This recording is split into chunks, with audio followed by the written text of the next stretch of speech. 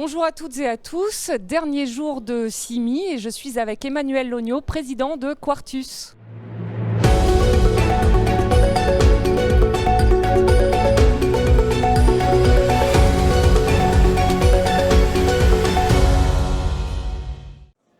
Emmanuel, bonjour. Bonjour. Considérez-vous, comme le ministre Olivier Klein, que le logement peut être la prochaine bombe sociale ?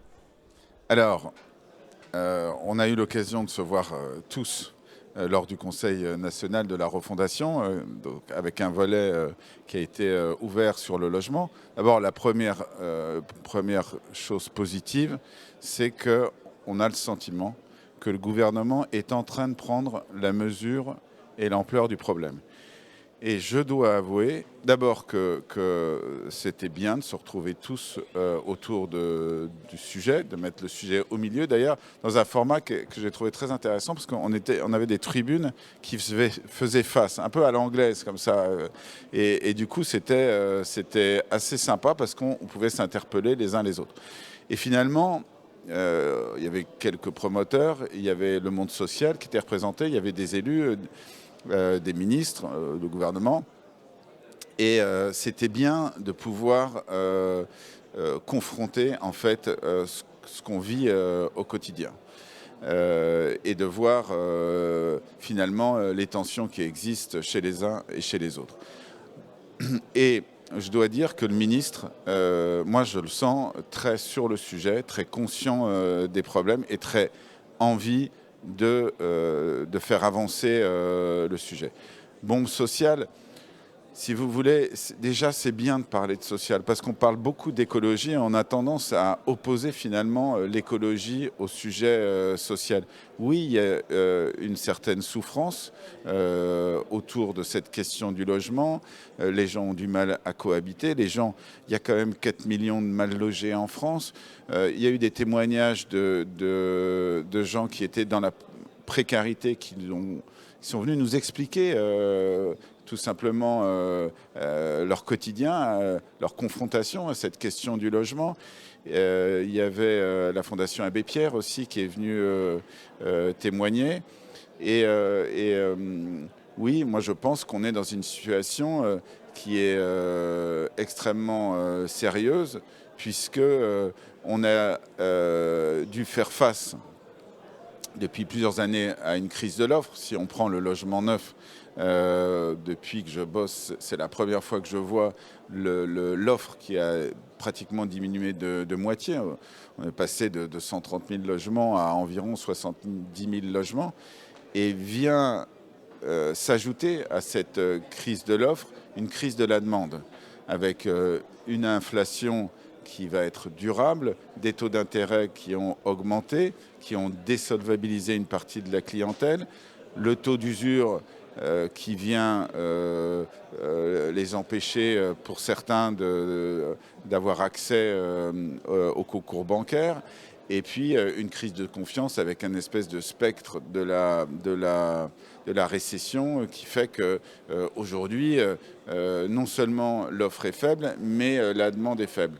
Tout ça fait que la machine s'enraye.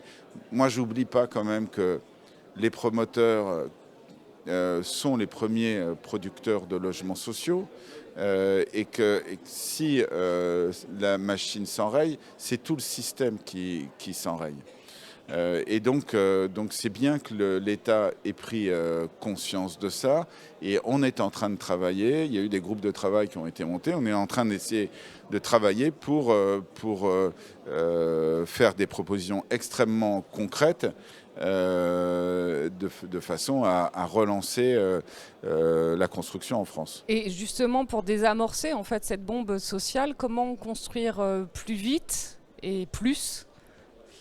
Alors, moi, ma conviction, ce sont des prisons de l'esprit, hein, vous savez ça, c'est qu'il faut redonner du pouvoir aux élus.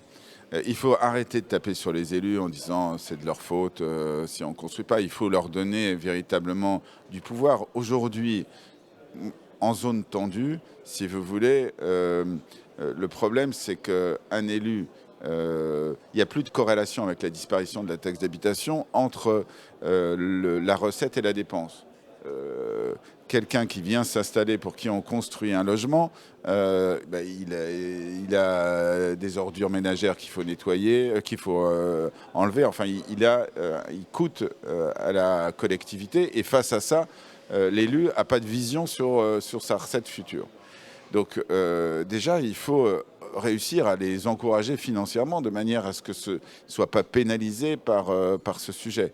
Ensuite, il y a le sujet de l'attribution des logements sociaux. Il y a tout un certain nombre de dispositifs qui doivent permettre aux élus, aux représentants des concitoyens qui sont les plus proches finalement des habitants, de leur donner envie de construire et de redynamiser leur ville. Aujourd'hui, si vous voulez, pour eux, c'est une somme de contraintes sans aucun bénéfice. Donc moi, je pense que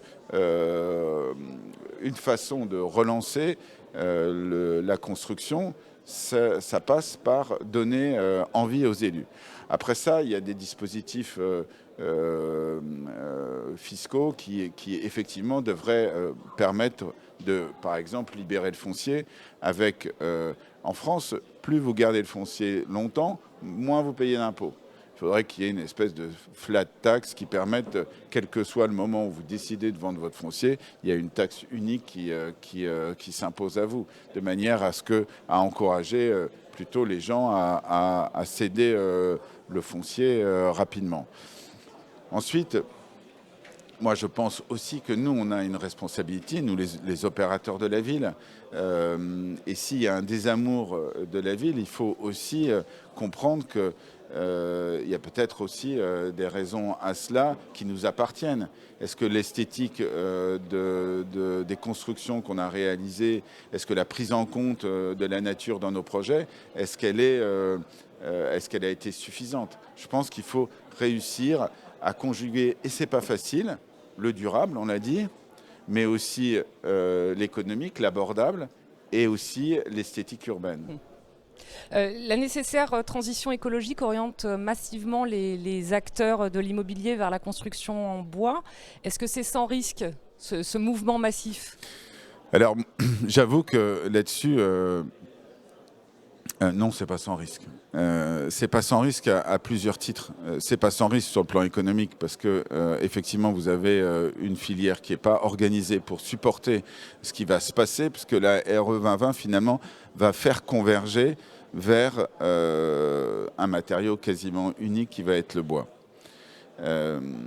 Moi, elle m'interroge beaucoup cette réglementation puisqu'elle a, de mon point de vue, plusieurs défauts.